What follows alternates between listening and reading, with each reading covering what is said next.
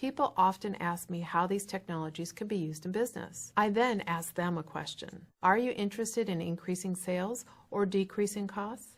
If the person I'm talking to is a customer service manager, I also ask whether the customer service department is getting the respect it deserves for the critical role it plays in the success of the business. Of course, the answer to the first question is always yes.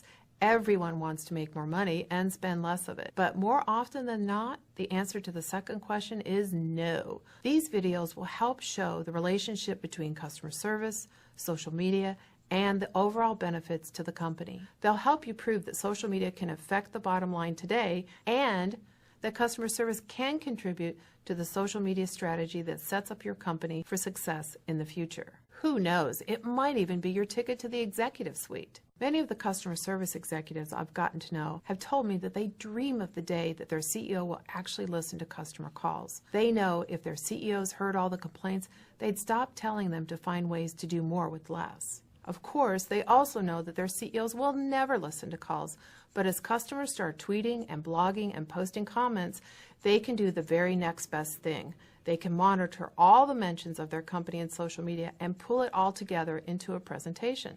When they show the results to the CEO and the team, pages and pages of complaint after complaint, the typical response is shock. And then the CEO usually says something along these lines. We need to fix this and we need to fix it fast. I don't want people to see this. It could really hurt our brand and our growth. Do you know what to do about this?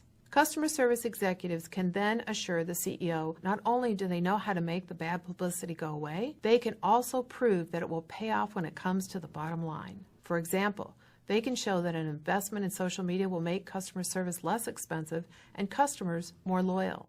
I've seen these situations lots of times. It's the moment when the light bulb goes on for the executive team and the CEO.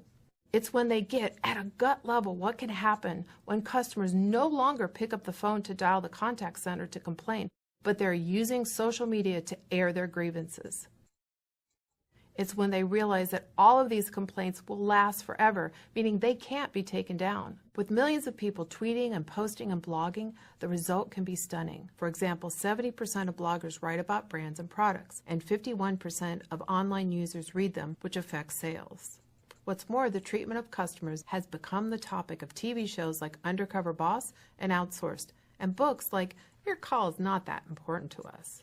NPR disasters like United Breaks Guitars video are on everyone's mind. With all this attention to customer service, you'd think it would be easy to convince a CEO that it's important to meet customers where they are. Not so much. To really get a CEO's attention, you need to show how social media will affect the traditional metrics that contact centers live and die by. So how can you do that? First, you'll need to show what people are saying about your company. Second, you must prove that social media can affect the metrics that result in higher savings and higher customer satisfaction.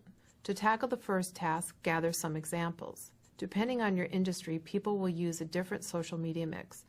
Most will use Twitter and Facebook, but their use of blogs, forums, Flickr, YouTube, and other media will vary.